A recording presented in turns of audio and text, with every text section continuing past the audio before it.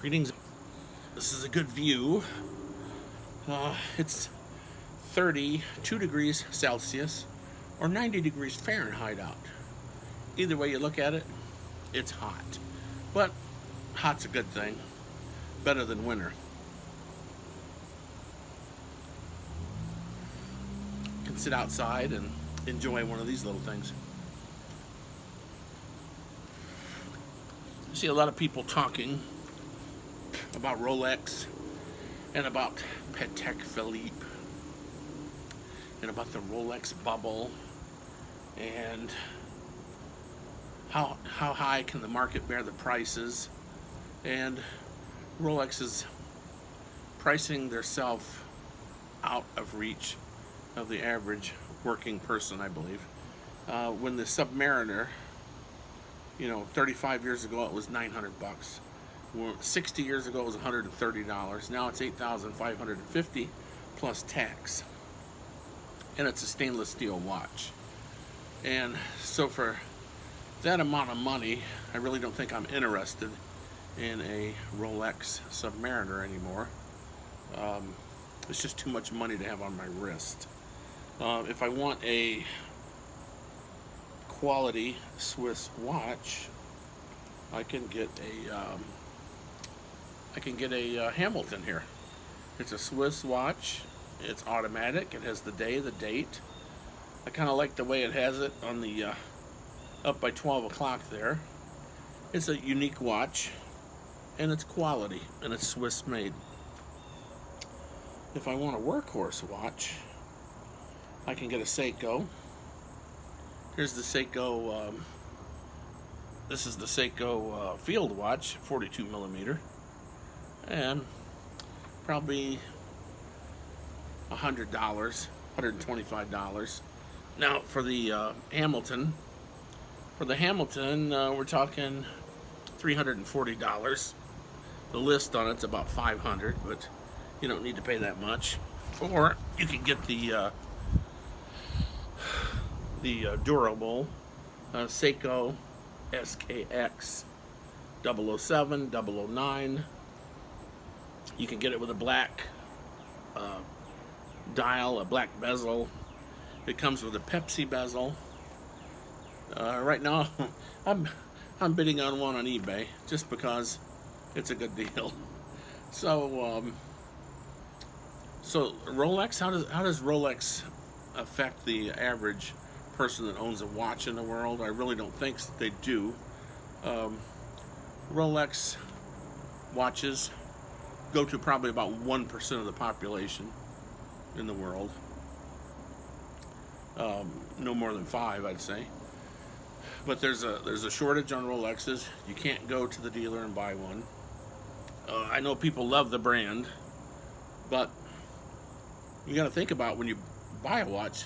Even if you get a used watch for a pretty good deal, a few years old, $5,000 to $6,000 on Chrono 24, on Bob's watches, on Crown and Caliber. Any of these companies, they sell very high quality Bob's watches. I don't know if I mentioned them. There's a lot of good companies to get used watches. But when you spend $5,000 to $6,000 on your Grail watch, your dream watch, then you need, with a Rolex, you better put up $1,000 to $1,500, because someday that mechanical watch is like a car. It's going to need a tune-up. And when you take it to a Rolex dealer, it's going to be $1,000, $1,500, depending on what they do to it.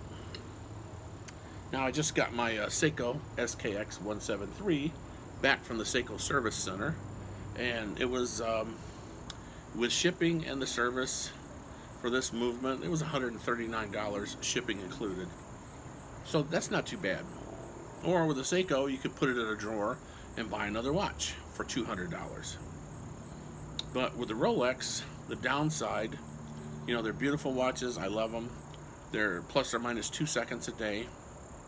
And I really don't need plus or minus 2 seconds a day. Plus or minus a minute a day is fine with me. I'll reset the thing every week.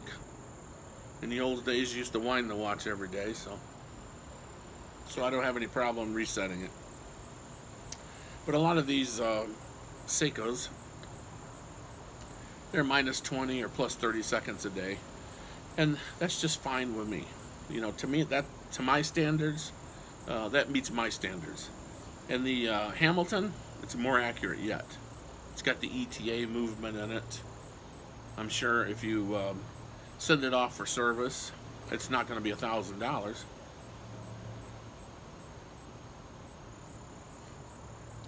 And also with a Seiko, with a 7S26 movement, I think it's 117 to service the movement, plus shipping and things.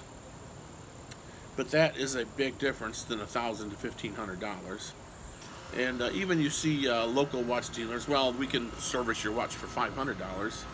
Then you really don't know what kind of service you're getting, because you're not getting the Rolex dealer. But with Seiko, they're a world-class brand. First of all, the watch is affordable. Second of all, the watch is durable. It's practical. They're tool watches. If you want to use them as a tool watch, you can actually use their divers to dive with. And, you know, they're starting around $225 and up. And service is $117 plus shipping. So you have to think about these things when you buy a watch. Yes, it's nice to, I remember my first Rolex, but it was $2,800 I had on my wrist. And if I had to service it, oh, it was going to be $750 to $1,000.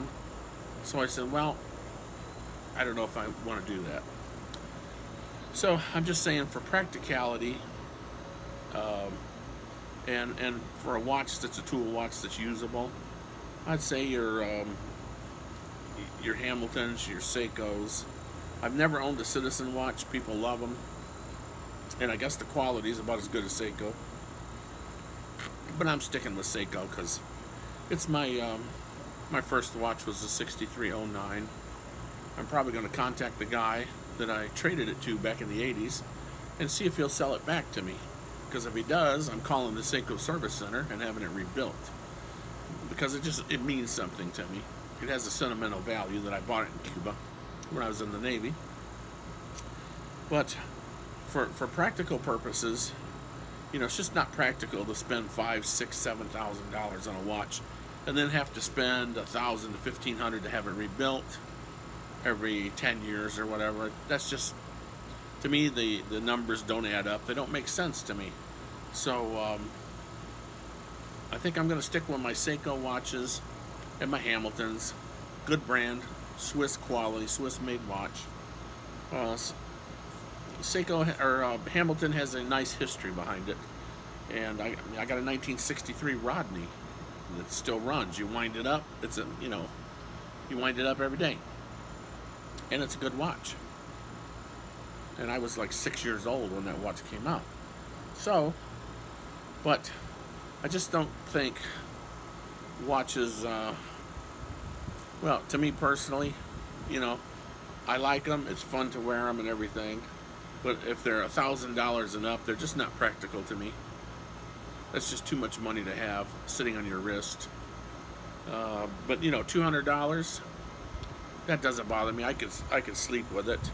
And my little Seiko SKX 173 here, it still has the battle scars. They did not change the Hardlex crystal, and so it's got some pretty good scars on it. I hit it so hard it should have broke a couple times.